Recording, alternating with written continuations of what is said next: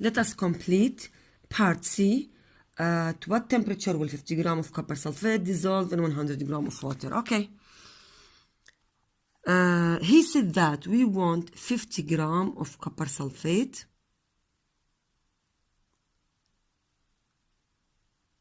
dissolved in 100 grams of water. Okay. 50 grams of at 100. Go again to copper sulfate. He wants 50 grams. Where is the 50 grams? In the y-axis. 50, this is 50. Go back. Copper sulfate using a ruler. Okay.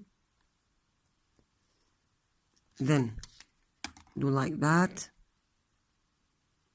So it's about 72 to 73.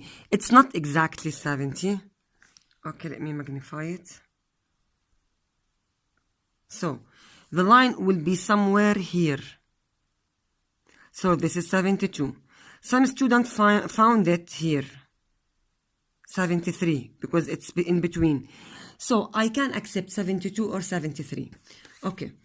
Go to part B, or sorry, part D. At what temperature will 20 grams of copper sulfate dissolve in 50? Okay.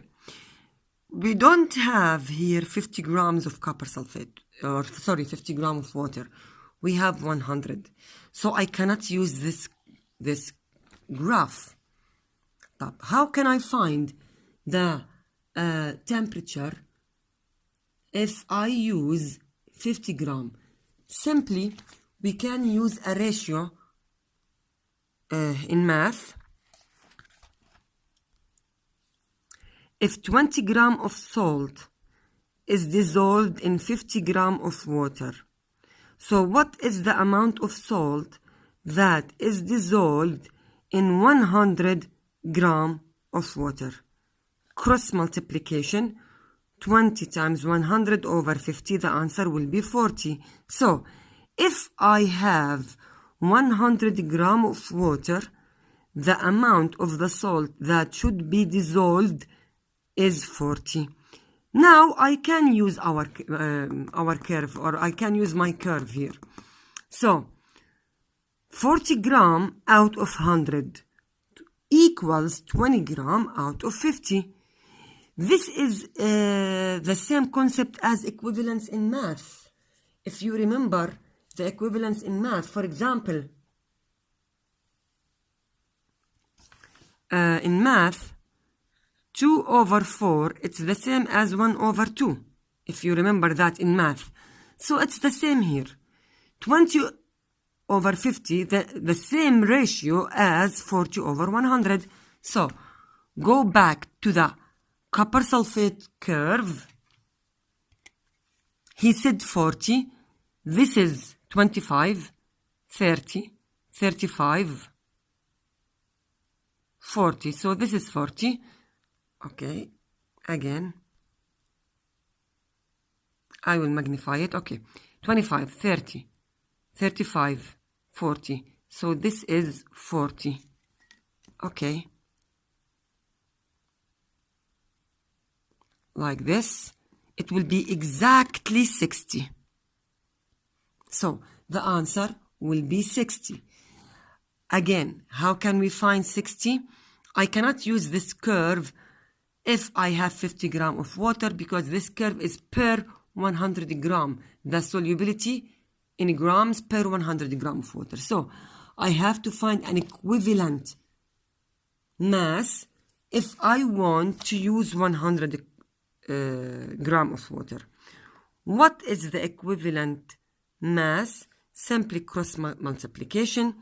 20 times 100 over 50. The answer will be 40. Then go back to the curve. Where is 40 is here. As usual, again, the mass will be, or the temperature will be exactly 60. Now, let us go back to question number 8. Question number 8 is a very nice question. So, we have to solve it. Describe the relationship between the temperature and the solubility of gases. The relationship is direct relationship. As the temperature increases, solubility, it's an inverse relationship. As the temperature increases, the solubility decreases. Part B, comment on this relationship compared with the solubility of solid. For solids, the concept is the opposite. As temperature increases, the solubility increases. So this is the opposite of the gases. That's it. Part C, he said that fizzy drinks,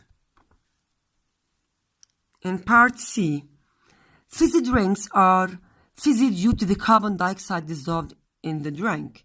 So the gas that gives that tasty taste for the fizzy drinks and that nice sound is carbon dioxide.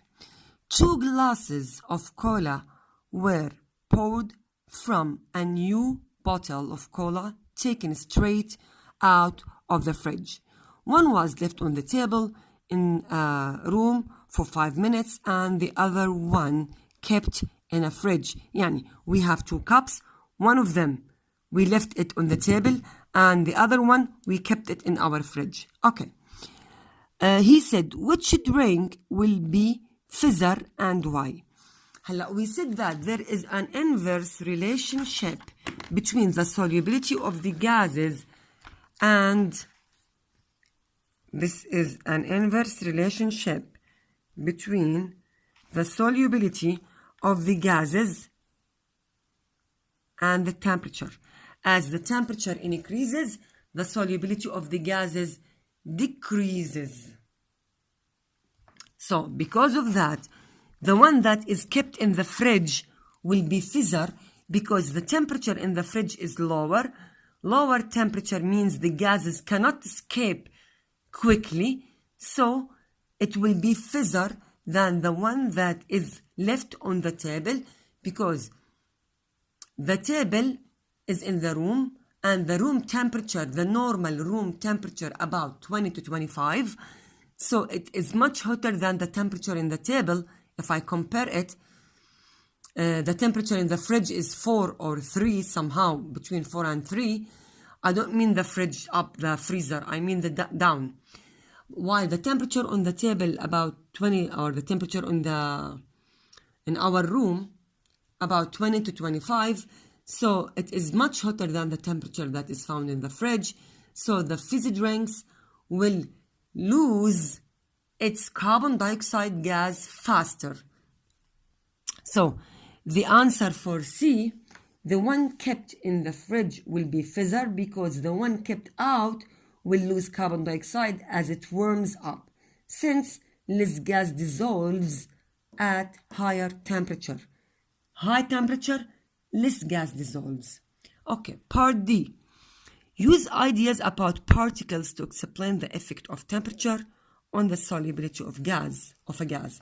This question from the first term, but it's a very nice question. He wants to use the particle theory to explain the movement of the particles when we are, or the effect of temperature on the movement of the particles according to the particle theory. Okay. The higher the temperature, the faster the gas particles move. So, when we increase the temperature, the particles start moving faster, start gaining more kinetic energy. So, they can escape more easily. That's it. So, more heat, more kinetic energy, particles move faster, so they can escape easily. That's it.